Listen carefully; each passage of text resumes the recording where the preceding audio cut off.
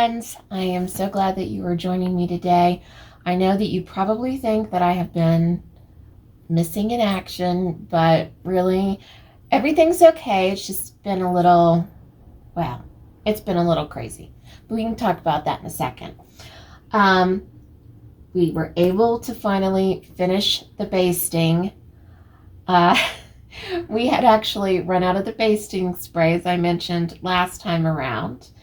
And then we got some more and we were doing some other stuff, and there's been an issue here. It's just been crazy. But the quilt is basted. And the basting fairy did not make an appearance this time. It was more of a grumpy basting ogre. But it was cute, so that's fine. And I wanted to discuss with you what I do with the edges here. And it doesn't matter how I baste it, whether it's with pins or with the basting spray or whatever. I just find that this really helps me a lot when I'm moving the quilt in and out of the machine. I take the fabric and I fold it over, sometimes just once, sometimes twice, and I pin it in place. And I've noticed that it helps protect the edges of my quilt because it's only like about 1/4 of an inch in, maybe 1/2 points, but it helps keep that protected from rising up or getting caught in the foot or the needle or whatever. I just find it really helps to protect it. And because it's all nice and folded, this seems to go in and out of the machine a lot easier, even though it's thicker. It's less likely to get caught. So that's what I do. And sometimes it works well because I've decided that I want to have a particular fabric for the binding, and then after I see what it looks like with the back on it, I change my mind. That's not the case here because I want to take my leftover strips from the top and have a very scrappy binding. So that's what I want to do for this one. But this would look really nice as a binding as well. So that's just a little tip that I have for you guys. Maybe it'll help, maybe it won't, but I still thought that I would share it. Now, part of the reason I have been a little gone is that we have been having some air quality issues in our town. And we live in an area where there's not really a lot of pollution, but we do have to deal with smoke and fires and that sort of thing. Even when it's not in our area, it just seems to descend into our area. And I have lung issues, so when the air quality is bad, we have to shut up the house.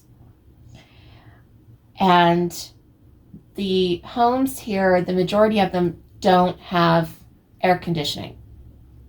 So it gets really, really hot.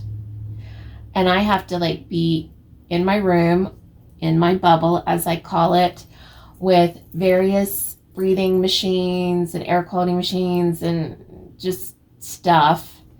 And it was so hot that we needed to go ahead and bring in our window air conditioning units, which is fine because we do that every summer, even though this is a lot earlier than what we would normally bring them in. Well, most window AC units, you put it in there and you close the window and that's all there is to it. You plug it in. Well, the windows here are the kind that you turn and they open up like a door would. And so that creates a new set of issues. So we can't just close the window down on the unit.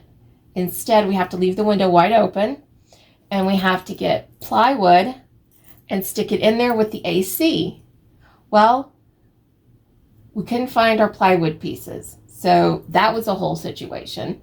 We finally found them and we put it in the window. Well, it's not a great system.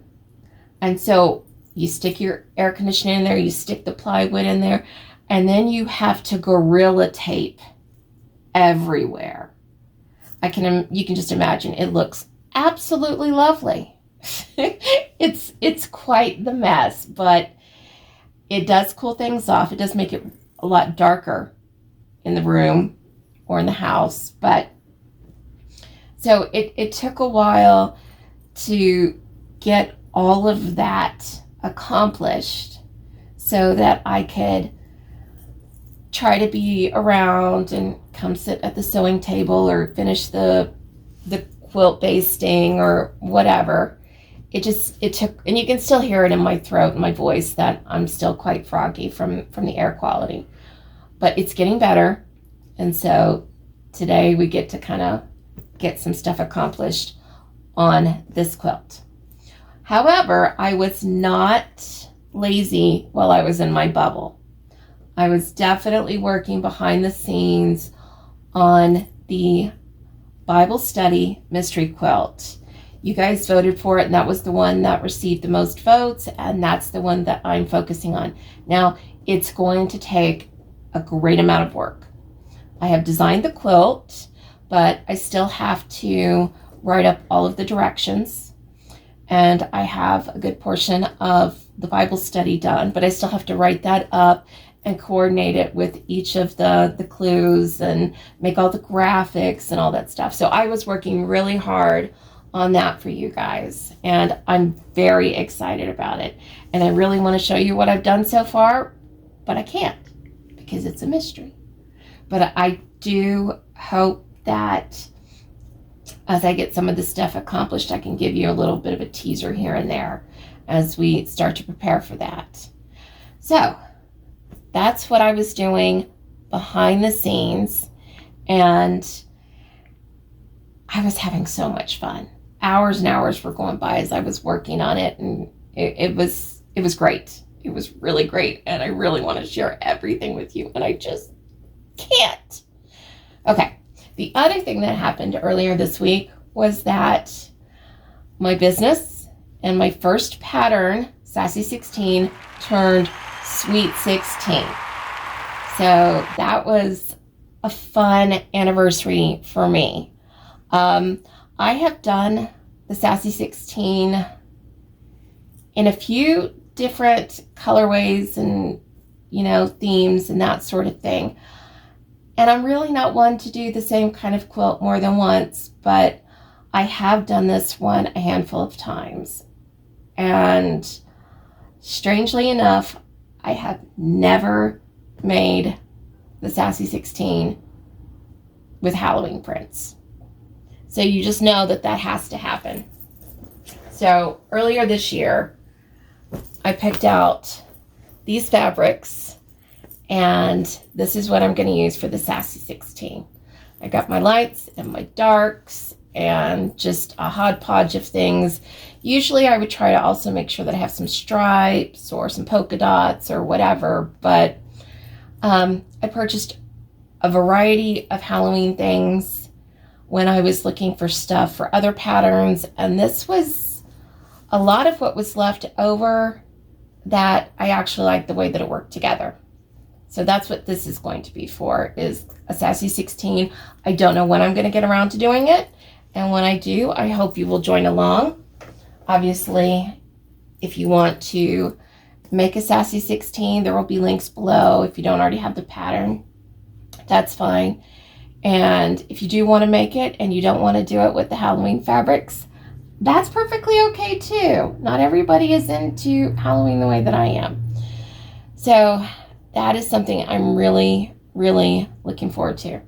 Also, in regard to the 16th anniversary, the guys were so sweet.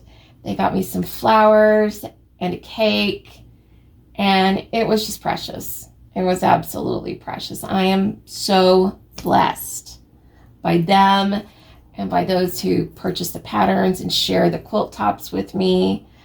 My cup overfloweth. It's wonderful. It is absolutely wonderful. Okay, that is enough of getting you guys updated. Let's talk about this quilt.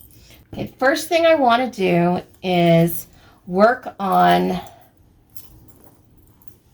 figuring out how I'm going to quilt this, which I already know, but I still want to discuss it with you. Okay, I want to use a star template right here, and I just printed this offline, and I need to cut it. So here we go. Trick or treat!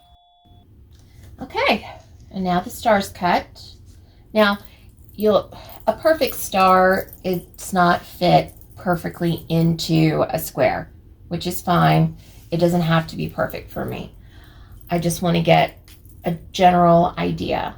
So I will probably be going, well, I don't know. Maybe I'll just go where it is. Maybe, let's see. Okay, so that's about even top and bottom. So I'm not gonna draw out the lines yet. I'm just putting some little dots. And I think it's good enough. Doesn't have to be perfect. Now on this one, I need to use the white. So let's see.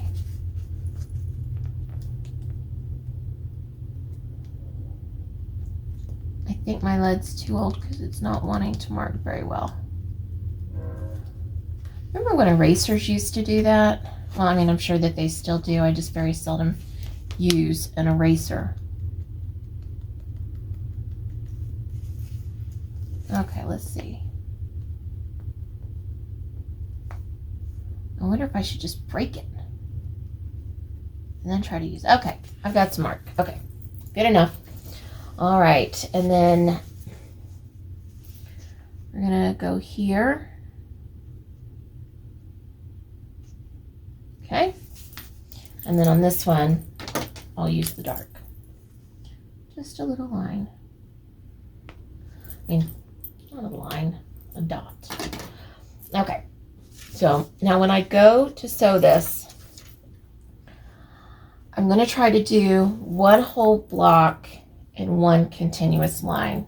Of course, I'll probably have an issue with, bobbin chicken, but we'll just see how it goes. So I'm going to start over in this spot right here, and I'm going to go down and over, but before I get all the way, or maybe I'll go all the way and then come back. No, I won't.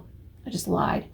So I'll go over to here and I will come up and then I will make my star and I will come back down and then I will go around this way. No. Okay. I've just confused myself. It's fine. It's fine. It's fine. It's fine. It's fine. But when I sketched it out with the next part going here. So it's fine. It's the exact same way. I just didn't have it turned the right way that I wanted it to be. Oh, gonna hit the camera. Let's try this again. See, this is what happens when you stay away from your sewing desk too long. Okay, so we'll do it this way. So I'll just have to change my marks a little bit. Not a big deal. So instead, I will be starting here, going down, over, do the star, come this way, and come back and come around here. Now, when I get to here, I'm going to do just a very loose squiggle back and forth. It is not supposed to be even. It is not even necessarily supposed to match up in the middles or anything like that. It is just a very, very playful back and forth. Come down, playful back and forth, do it again, do it again. I don't know if you can still see, but then I'm going to come back down and I'm going to do the same thing on this longer part. And then I'm going to come around and do the same thing on this longer part and so on. That's how I'm going to do it. So I just need to change the dots and then I can get started on doing this. So I will be back in just a minute. Trick or treat!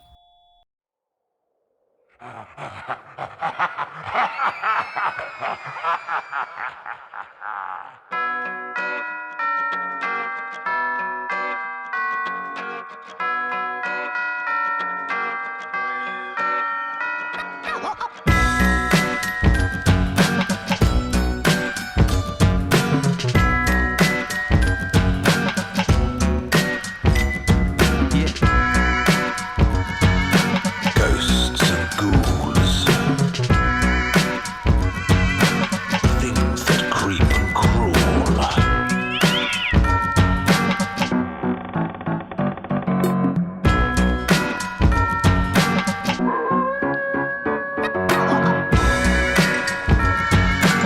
Things that go bump in the night. A spooky, scary fright.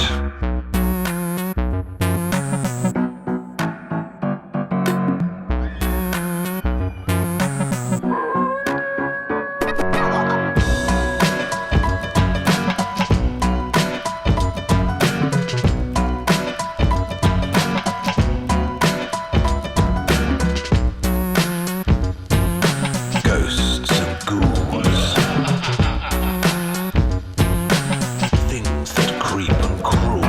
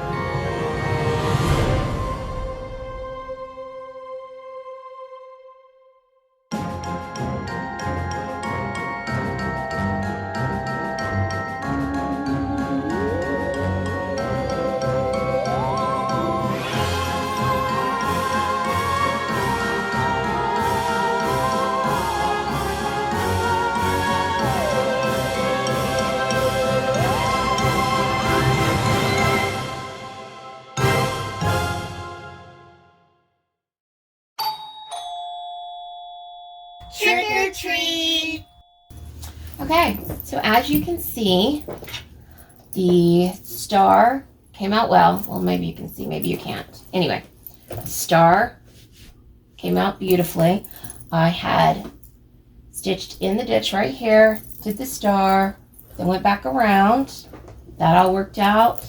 Then I came here, went into about the middle, doesn't have to be measured. Did a zigzag line here, a zigzag, well, not a zigzag, a wavy line.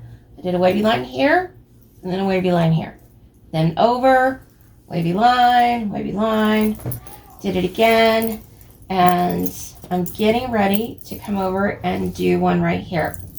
And when I come back up, I'm going to just travel in the ditch right here so I can do the exact same process.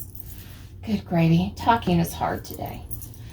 Same process on this section, and then I will travel again and again and again. And as you guys can see, there is a lot of twisting and turning of the quilt. And I am not good at free motion. That is not something that I have mastered. And I know that a lot of people out there think that if they can't free motion quilt, or if the quilt's a little large, then they cannot quilt it. You can. You really can. But, I mean, obviously you can't do a huge one. But you can do, at least a good lap-size quilt, if not a small twin, depending on what you choose. It does require a lot of arm and shoulder movement, and it does get tiring, so I would suggest not doing large amounts all at a time. And I'm not going to bore you guys with me quilting the rest of this block, and I'm only going to do the one block today because, like I said, it is very taxing on your arms and your shoulders and your back. And actually, with any quilting issue, you should definitely take multiple breaks just for the sake of your body. So it's fine, but you can do it. You absolutely can get it done. It's not necessarily the easiest thing, but it is possible. So, just think out of your comfort zone just a little bit. Don't automatically assume that you're not capable of doing something. Give it a try. And who knows, maybe you can do a lot more than you think you can.